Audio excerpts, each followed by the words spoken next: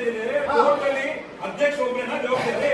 ನೀವು ಸದಸ್ಯರು ನಿಮ್ಮ ಬೋರ್ಡಿನ ಪ್ರತಿಯೊಂದು ಇಂಚಿನ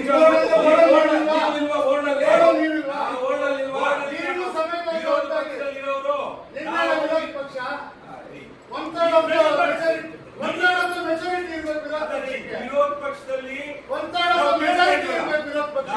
ನಾವು ವಿರೋಧ ಪಕ್ಷ ಒಂದು ಮನೋಭಾವ ನಾವೆಲ್ಲ 31 ಒಂದೇ ಅಂತ ಇದ್ದೀವಿ. ವಿರೋಧ ಪಕ್ಷ ಅಂತ ಆಗಿಲ್ಲ.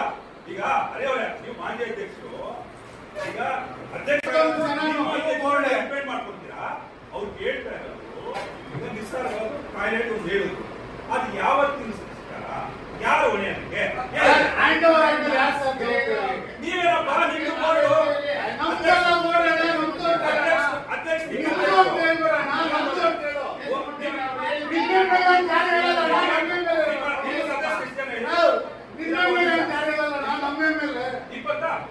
ಇಪ್ಪತ್ಮೂರು ಜನ ನಿಮ್ಮ ಸದಸ್ಯರು. ಬೋರ್ಡ್ ಯಾರು? ಕೋರಂ ನಿಮ್ದೆ. ನಿಮ್ಮದಂದ್ರು ಒಂದೇ, ನಿಮ್ಮದಂದ್ರು ಒಂದೇ, ಅವ್ರಂದ್ರು ಒಂದೇ. ಜವಾಬ್ದಾರಿ ಬೋರ್ಡ್ದು ಏನು ಬೇಕು? ನಾವು ಒಂದೇ ಅನ್ಕೊಂಡು ಒಂದೇ ಅಂತಾನೆ ಅರ್ಥ ಮಾಡ್ಕೊಳ್ಳಿ. ಅವ್ರು ಹೇಳ್ತಾ ಇರೋ ವಿಚಾರ ಯಾವುದೇ ಅಪ್ರೂವಲ್ಸ್ ಹೊಸದಾಗಿ ಖಾತೆ ಬಂದಾಗ ದಯವಿಟ್ಟು ಸ್ವಲ್ಪ ಬೋರ್ಡ್ ಗಮನಕ್ಕೆ ಬರಲಿ, ಅಧ್ಯಕ್ಷ ಗಮನಕ್ಕೆ ಬಂದಾಗ ಅಧ್ಯಕ್ಷ ಕಾಮನ್ ಪೀಪಲ್ ಅಲ್ಲ. ಈಗ ಇಲ್ಲ ಏನ್ ತಪ್ಪಾಯ್ತು ಕೊಡುವ. ಈಗ ಎನ್ಒಸಿ ಕೊಡೋದು ಯಾರು? ಎನ್ಒಸಿ ಕೊಡೋದು ಯಾರು? ಅಲ್ಲಲ್ಲ, ಎನ್ಒಸಿ ಕೊಡೋದು ಯಾರು? ಎನ್ಒಸಿ ಕೊಡ್ಬೇಕಾದ್ರೆ ಅದನ್ನ ಅಪ್ರೂವಲ್ ಮಾಡ್ಬೇಕಾದ್ರೆ ಏನೇ ಆದ್ರೂ ಸ್ವಲ್ಪ ಬೋರ್ಡ್ ಗಮನಕ್ಕೆ ಬಂದ್ಮೇಲೆ ಇವಾಗ ನೀವೇನ್ ಕೇಳ್ತಾ ಇದ್ದೀರಾ? ಸೂಪರ್ವೈಸಿಂಗ್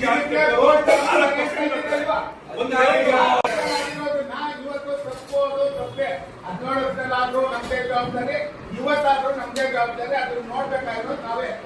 ಬೋರ್ಡ್ ಅಂದ್ಮೇಲೆ 31 ಜನನು ಅದಕ್ಕೆ ಇದೈತೆ, ಜವಾಬ್ದಾರಿ ಐತೆ, ನಾವೇ ನೋಡ್ಬೇಕು.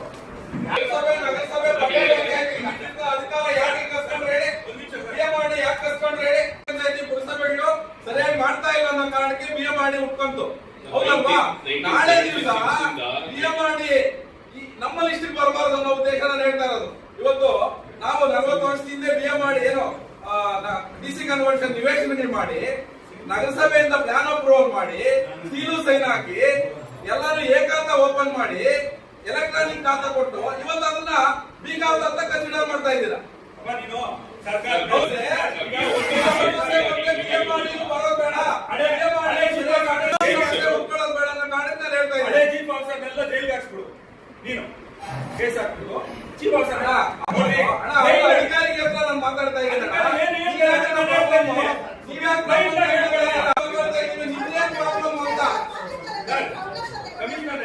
ನೀವು ಸುಮ್ಮನೆ ದಯವಿಟ್ಟು ಅವಕಾಶ ಕೊಡಿ ಮಾತಾಡಲಿಕ್ಕೆ. ಅದಕ್ಕೆ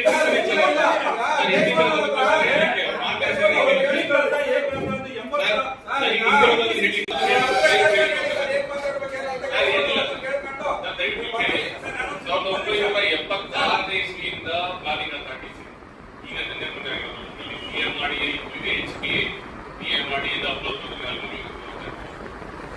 1976 ಇಸ್ವಿಯಿಂದ ಎಲ್ಲಾ ಕಡೆ ಪ್ಲಾನಿಂಗ್ ಅಂತ ಹಾಕಿ ಪ್ಲಾನಿಂಗ್ ಇದರ ಉದ್ದೇಶ ಏನಂದ್ರೆ ನಗರೀಕರಣ ಆಗ್ಬೇಕಾದ್ರೆ ಯಾವ ಕಡೆ ಸ್ಕೂಲ್ಸ್ ಇರಬೇಕು, ಯಾವ ಕಡೆ ರೈತರಿಗೆ ಕೃಷಿ ಇರಬೇಕು, ವಸತಿಗಳು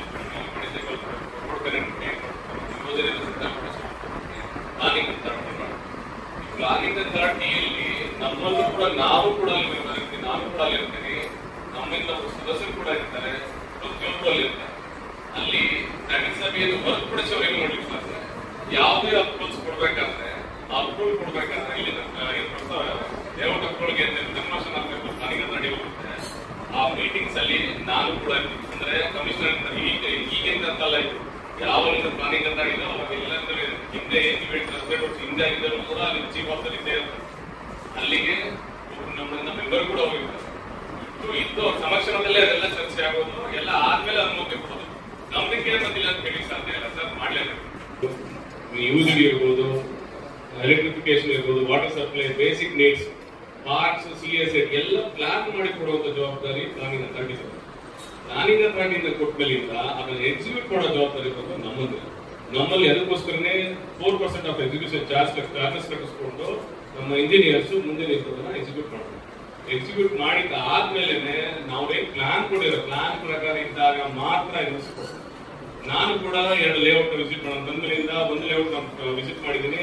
ಲೇಔಟ್ ವಿಸಿಟ್ ಮಾಡಿದಾಗ ಏನೇನು ಲೋಪದೋಷ ಸರಿಪಡಿಸ್ಕೊಂಡಾದ್ಮೇಲೆ ಎನ್ಒಸಿ ಕೊಟ್ಟಿದ್ದೀನಿ.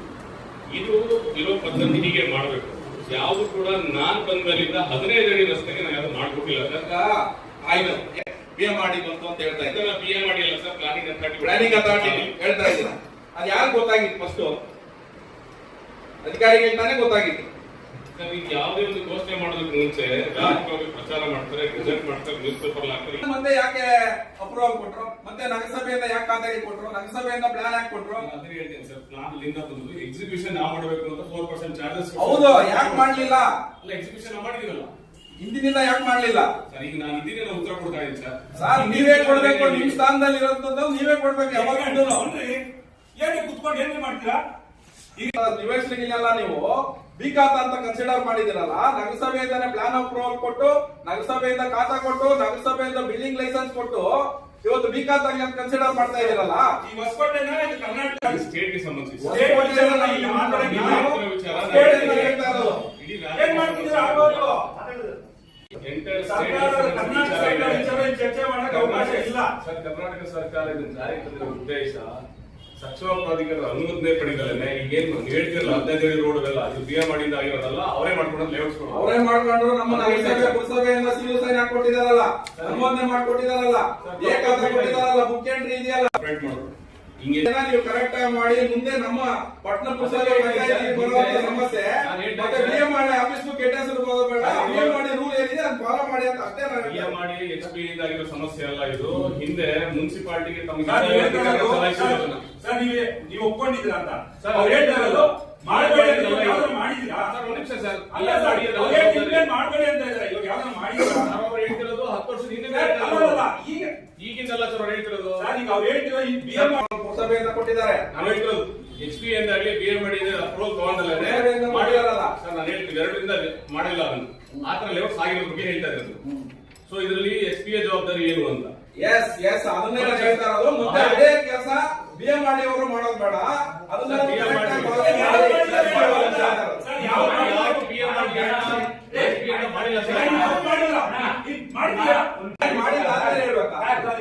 ಈಗ ನೀವು ಯಾವ್ದು ಸ್ಮಾರ್ಟ್ ಸೆಟ್ ಮಾಡ್ಬಿಟ್ಟು ಮಾಡಿ ಸರ್. ಈಗ ಏನು ಬೇರೆ ಸರ್ಟಿಫಿಕೇಟ್ ಇಲ್ಲ ಅದಿಲ್ಲ ಅಂತ ಹೇಳ್ತಾರಲ್ಲ, ನೀವು ಸ್ಮಾರ್ಟ್ ಸೆಟ್ ಮಾಡ್ರಿ, ಯಾವ್ದಾದ್ರು ರಿಜೆಕ್ಟ್ ಮಾಡ್ರಿ ಅಷ್ಟೇ. ಯಾವ್ದು ಅದ್ರ ಬಂದ್ರೆ ಎಲ್ಲರೂ ಪ್ಲಾನ್ ಪ್ರಕಾರ ಮಾಡಿದ್ಮೇಲೆ ನೋಸಿ ಕೊಡೋದು. ಈಗ ಅವ್ರು ಹೇಳ್ತಾ ಇರೋದು ಇದ್ರ ಬಗ್ಗೆ ಟ್ರೈನಿಂಗ್ ಇದೆ, ಕರೀತಾ ಇರ್ತಾರೆ. ಹೋಗ್ಬೇಕು ಸೂಪರ್ವೈಸಿಂಗ್ ಆಗ್ತಾರೆ, ಹೋಗಿ ಸೂಪರ್ವೈಸಿಂಗ್ ಮಾಡಿದ್ರೆ ನಾವು 4% ದುಡ್ಡು ಕಟ್ತಾರೆ. ನೀವು ಎಲ್ಲ ಇದೆ ಅಂತ ಎನ್ಒಸಿ ಕೊಟ್ಟರೆ ನಾವು ಅಲ್ಲಿ ಅಪ್ರೂವಲ್ ಕೊಡ್ತೀವಿ.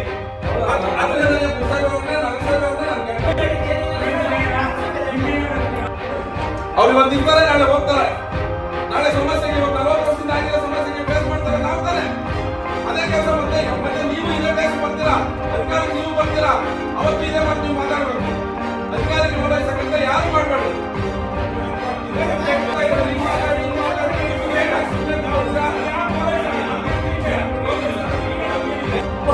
ಅದನ್ನ ಬಿಟ್ಟು ಬೇರೆ ಡಿಸ್ಕಷನ್ ಬೇಡ.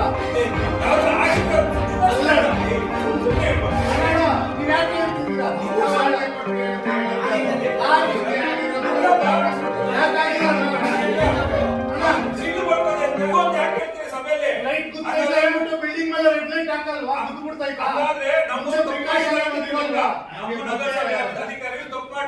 ಮಳೆ ಬರಕ್ ಮುಂಚೆ ಛತ್ರಿ ಇಟ್ಕೊಂಡು ಓಡಾಡಲ್ವ ಜನ? ಛತ್ರಿ ಇಟ್ಕೊಳ್ಳೋದು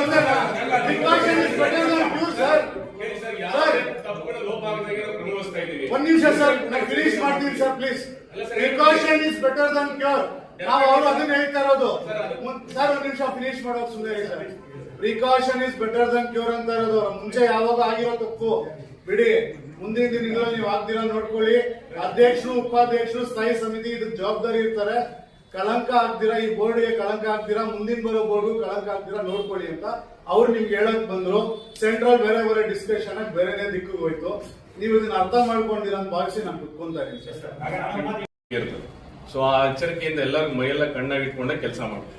ಅಲ್ಲೂ ಸಣ್ಣ ಪುಟ್ಟ ಲೋಪದೋಷ ಆದಾಗ ಯಾರೇ ಅದನ್ನ ಹೇಳಿದ್ರು ಕೂಡ ಅದನ್ನ ತಿದ್ಕೊಳ್ಳುವಂತ ಕೆಲಸ ನಮ್ಮಲ್ಲಿ ಈ ಹೇಳ್ದಂಗೆ ಹಿಂದೆ ಯಾರೋ ಕಾಲದಲ್ಲಿ ಆಗಿರೋದನ್ನ ಸರಿಪಡಿಸ್ಲಿಕ್ಕೆ ಅಂತಾನೆ ಈಗ ಹೊಸ ಕಾನೂನು ತಂದಿದ್ರು.